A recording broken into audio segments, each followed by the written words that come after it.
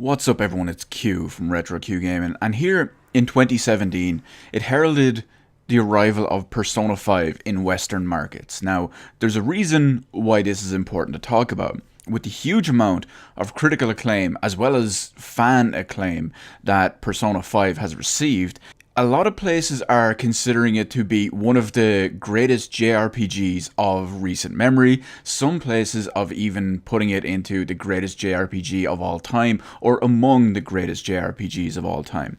So this is something that's pretty big, and that's a pretty important thing to talk about. As a guy whose preferred genre is RPGs and JRPGs, you can see why this is a big deal for me, and a big deal for me to want to talk about. And specifically what we are going to talk about in this video is comparing the two essentially giants of the role-playing game and Japanese role-playing game franchises and see what the difference is. The main ones are obvious to compare. Well, the title of the video has already given it away, but we're going to look a little bit at Final Fantasy versus Persona. Now, I'm not going to go too in-depth because, well, this would be a 74-hour long video if I did, but when it comes to role-playing games and JRPGs, usually Final Fantasy is the go-to game. It basically, I won't say invented the genre, but to most people it did. Most people, JRPGs and Final Fantasy are just synonymous. They go hand in hand. And in fact, it's one of the longest running JRPG series. For the simple reason is this year in 2017 alone, it marks the 30th anniversary of Final Fantasy. Ever since its first game released in its inception back on the Famicom in Japan, created by the now legendary and who will go down in history, Hironobu Sakaguchi. Apologies if I butchered his Japanese name.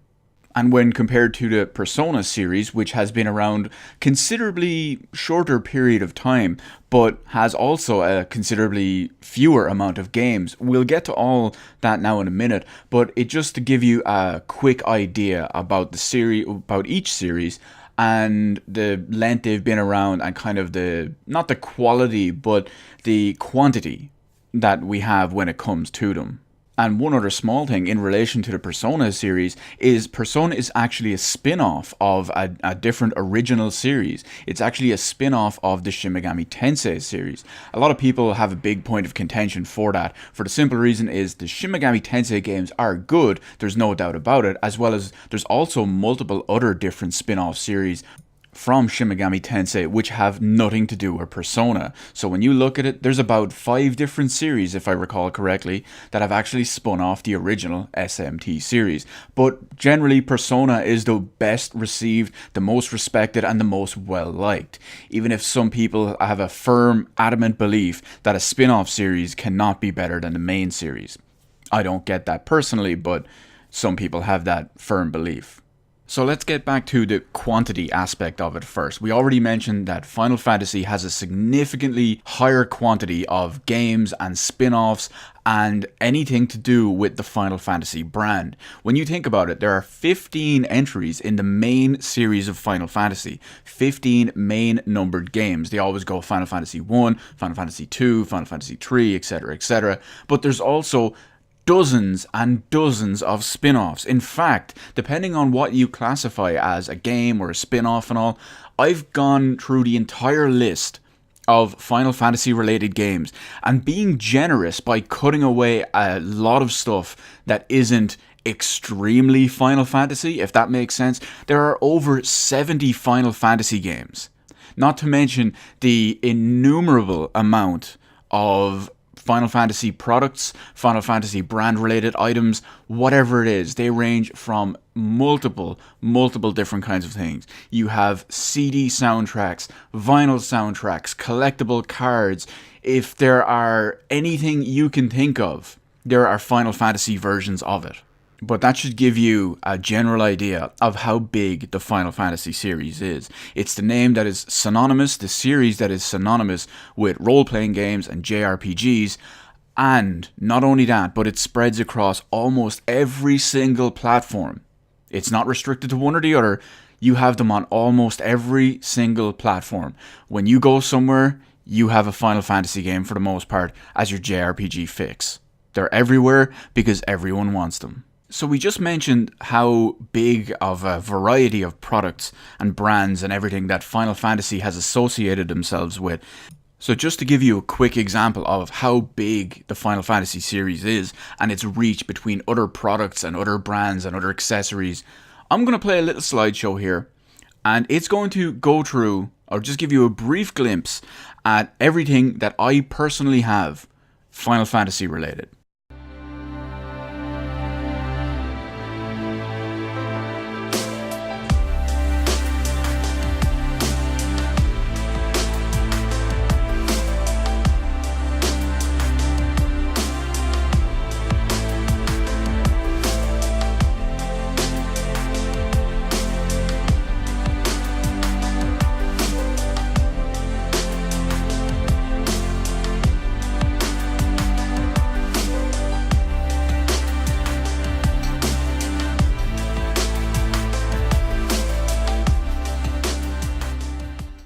So you can see the sheer amount of variety in Final Fantasy products. They range from almost everything, and you can see that there. So not only do I have a huge amount of actual games and related products when it comes to Final Fantasy, it gives you a general idea of my involvement in the series, not just from a monetary standpoint, but the fact that I am willing to spend that kind of money and amass that kind of collection. It shows you how much I'm invested in the Final Fantasy series. For the most part, it's one of the best series I've ever played. Some games will hold memories and just points in my life that can never ever be replaced, no matter what comes in the future or what could ever happen to change the past somehow. And then you have the Persona series, which by comparison is considerably smaller in not only the amount of games that they actually have, but the amount of overall products and the amount of overall branding that they do with the entire series. So real quick, let's just flick over to a still image we're going to have now in a second, and this will give you an idea of everything I have that is Persona related.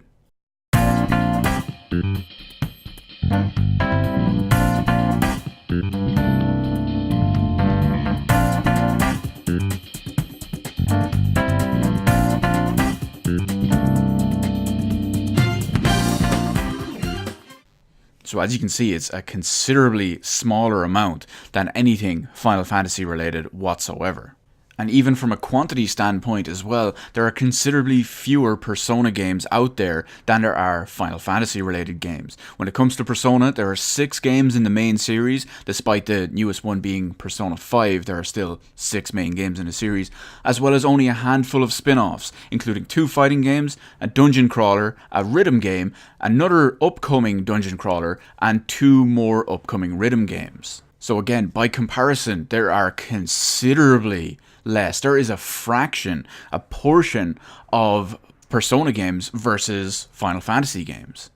Now, as another side of the slideshows we just saw a moment ago, there's an extra little benefit from that. I wanted to show people that my personal investment in these series isn't to be taken lightly, because you can say whatever you want. You can read off a dialogue, you can read off a website, whatever it is, and you can easily just say, I have all these games, I have all these products, I have all this everything. But until you show it like I just did, well, a picture is worth 1,000 words.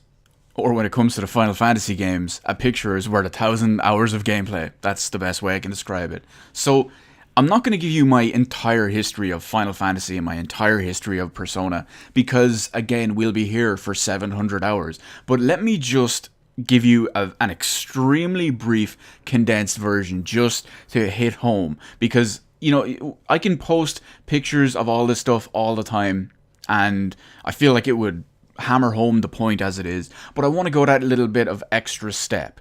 Final Fantasy to me started with Final Fantasy VII. Someone is already typing in the comment section below about how I'm not a true fan because I started with Final Fantasy VII, but guess what? Here in Europe, we never had Final Fantasy 1 to 6 before Final Fantasy VII came out. The previous games, 1 to 6, were only released after Final Fantasy became huge, after the release of Final Fantasy VII. So in Europe, that's how it worked. But here is a way I can best describe it.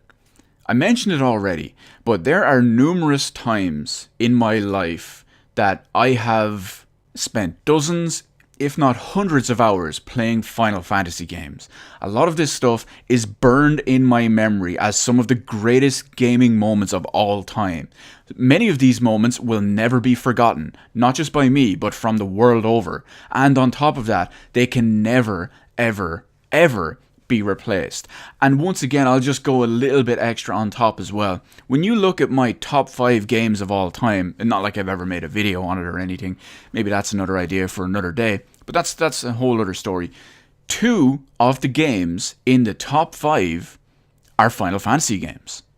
So what does that say to you? That I am aware of the quality of these. Final Fantasy 1, great game. Final Fantasy 2, great game, a bit underrated if you ask me. Final Fantasy 3, a bit overrated if you ask me. Final Fantasy 4, one of the best games I've ever played. Final Fantasy 5, it's pretty okay. Final Fantasy 6, again, one of the best games I've ever played. Final Fantasy 7, one of the best I've ever played for the PS1 genre in general.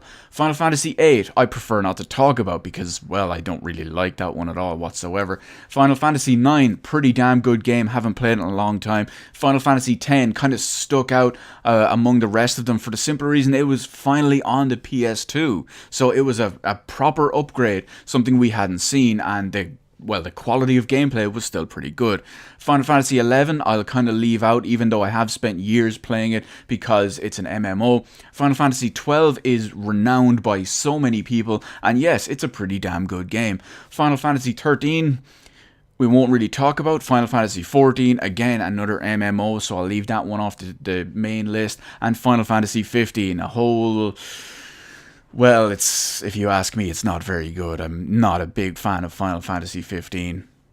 But there are so many games in that list, as well as all the spin-offs I haven't even talked about, and that I'm not going to talk about, because again, I'll be here for 947 hours. But the point is, I've played many of these main series installments multiple times over and over again, and if you're a Final Fantasy fan, you already know that means these games are dozens and dozens and dozens of hours long.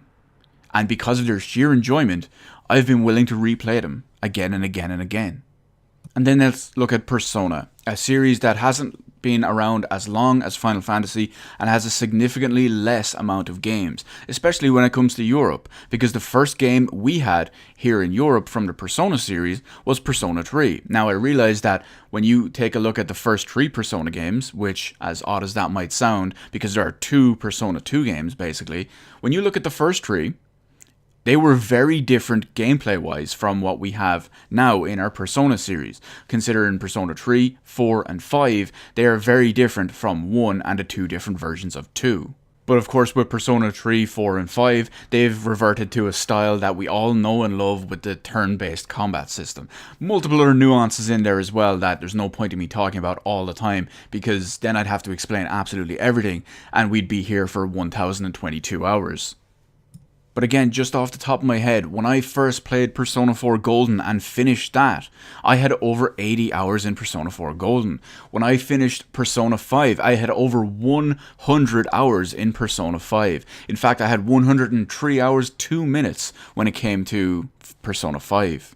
So you can see that with both of these series, both Final Fantasy and Persona, I have a huge involvement when it comes to them, and I think rightfully so, because, well, for the most part, they're just overall, both series, such high quality.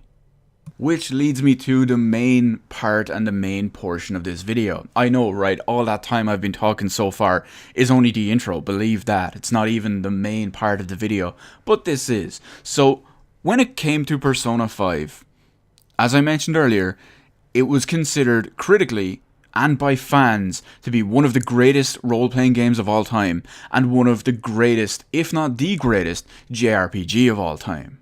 And hell, for the most part, I'd be inclined to agree with a lot of it.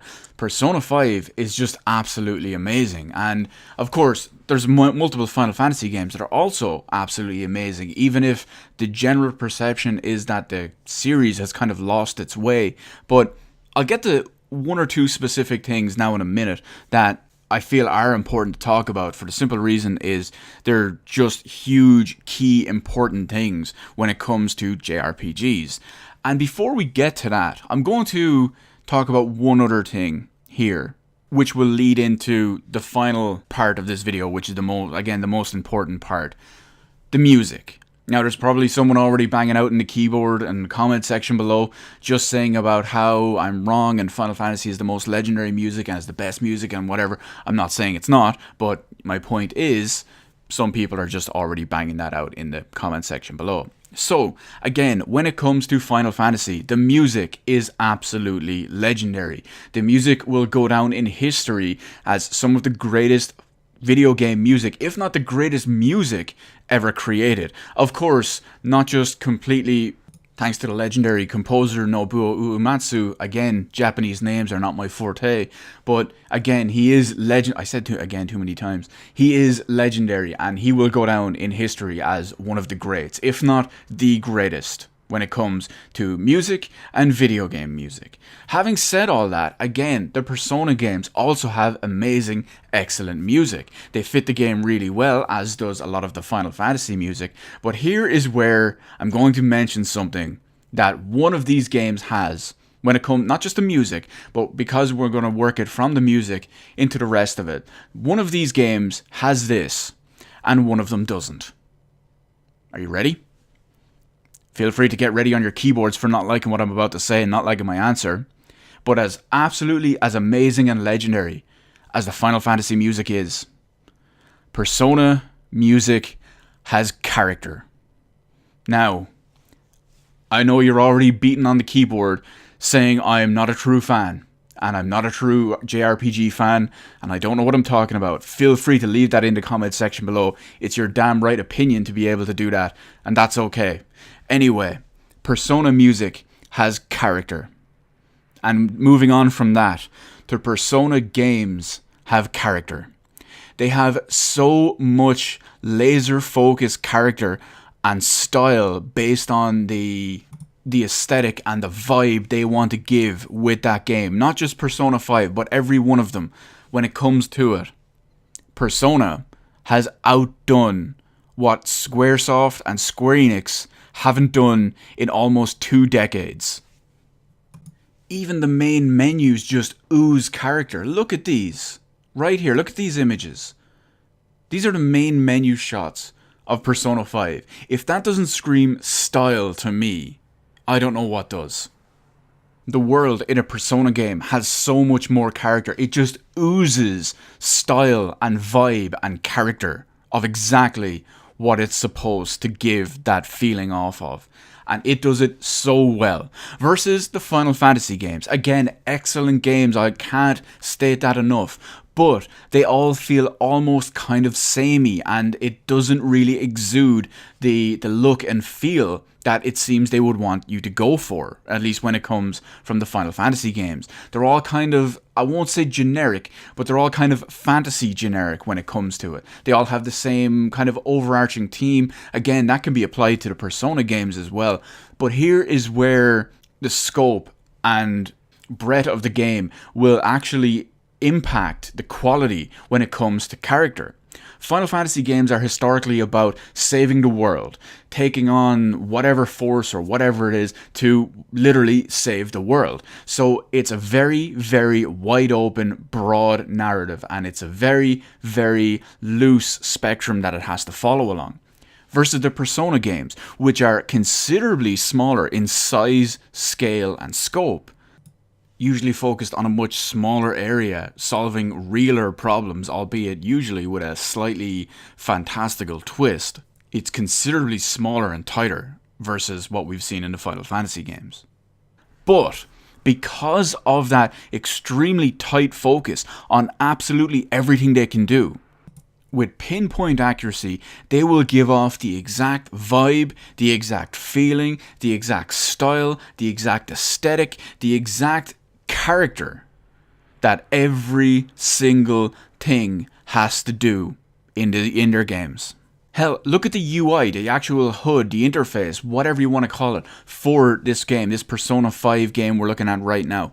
Look at that interface. Just the standard interface that you can see, as well as when you go into the menus and all the smaller nuances as well, as character development, etc., which I won't even touch on right here. But the point is that when you look at anything for Persona 5. It gives off the same vibe the entire way. It gives off what they want it to look, what they want it to feel like, everything about it. And because it's such a game that is smaller in scope and scale, they can just keep everything tight together, focus on everything, and just personally craft every single small detail.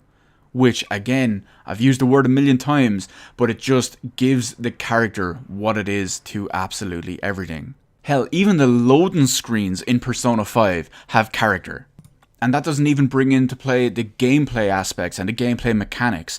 With the Persona games, there's so many in there. They keep the turn-based JRPG style that we love. They factor in a bunch of different things as well, like stats and skills. They also have the Persona system, which, without going into too much detail, it allows you so much fine-tuning and just precise gameplay the way you want to play it.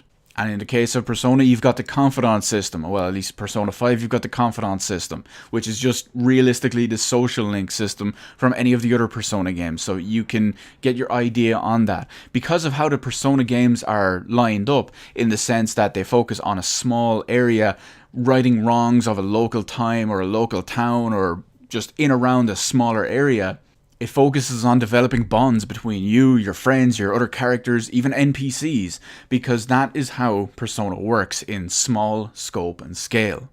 Versus when you look at the bigger games like, say, Final Fantasy. Let's use Final Fantasy 15, the most recent installment from the main series. The characters in that game, it's almost your generic lackadaisy boy band when it comes to it. A lot of people have issues with many of the characters. Personally, I've played the game for dozens of hours, Final Fantasy 15 that is, and I just don't care about any of the characters. I don't feel like their interactions between each other are worth remembering. They're not worth paying too much attention to. It just feels like going through the motions. But when it comes to a Persona game, that is definitely not the case. When someone speaks to you in Persona, you remember it, you think about what they're saying, and you will answer properly and accordingly based on how you actually feel about the NPC, or the other character in general, or even the situation, whatever it is.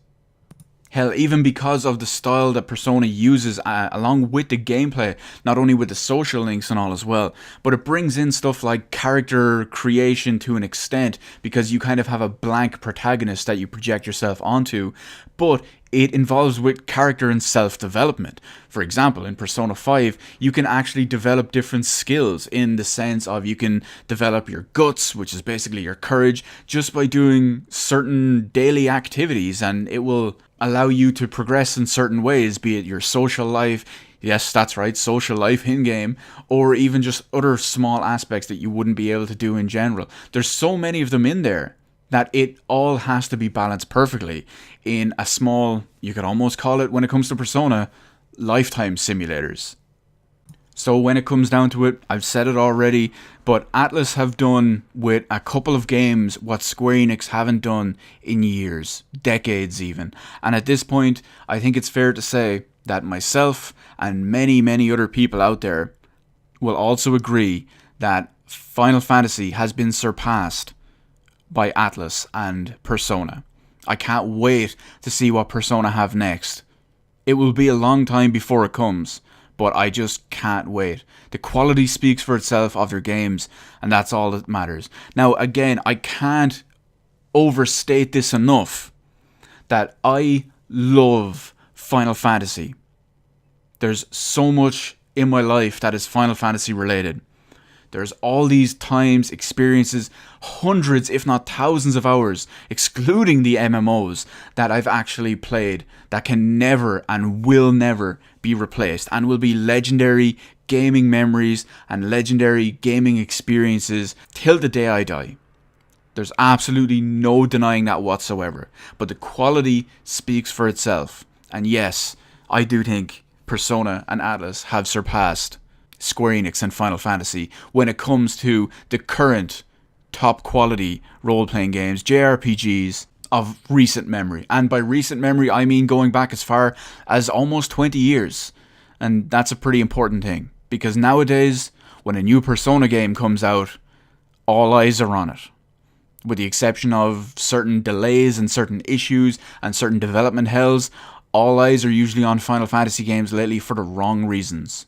And don't forget, You know how much I love Final Fantasy, but you can't deny that. So yes, Persona 5 is one of the greatest games I have ever played. It's definitely up in the top 5. I'm going to give it a joint spot in my best games ever played, for the simple reason is the top 5 is just so hard to do. It's so hard to do.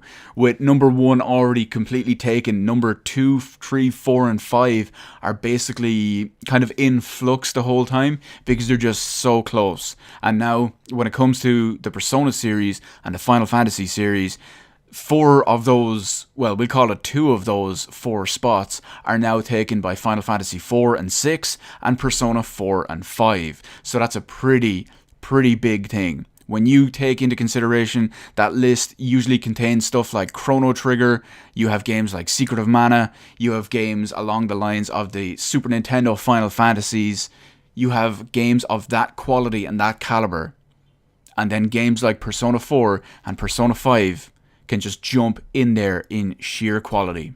It speaks for itself. So let me know in the comment section below, do you agree with anything I said? Do you disagree with anything I said? Do you think I'm a biased fanboy, or do you think I'm just a based legend? Personally, I'd go with the latter. But let me know what you think about Final Fantasy, about Persona, about Final Fantasy versus Persona, about anything we've talked about in this video, or something I missed related to this topic. Of course, there are other quality RPG and JRPG series out there, but in this one, I'm just looking at Final Fantasy, usually the synonymous ultimate association for the genre, versus Persona, something that has, we'll call it, relatively sprung up, because there's not too many games in the series, but the quality and the impact they have when they do release is definitely a force to be reckoned with. So let me know anything to do with that in the comment section below. Hit the like button if you liked the video. Hit the subscribe button if you want to see more of this kind of thing, or you like my thoughts and opinions on whatever. And I will see you on the rest of the videos in my channel, because you'll never see it coming. You'll never see it coming.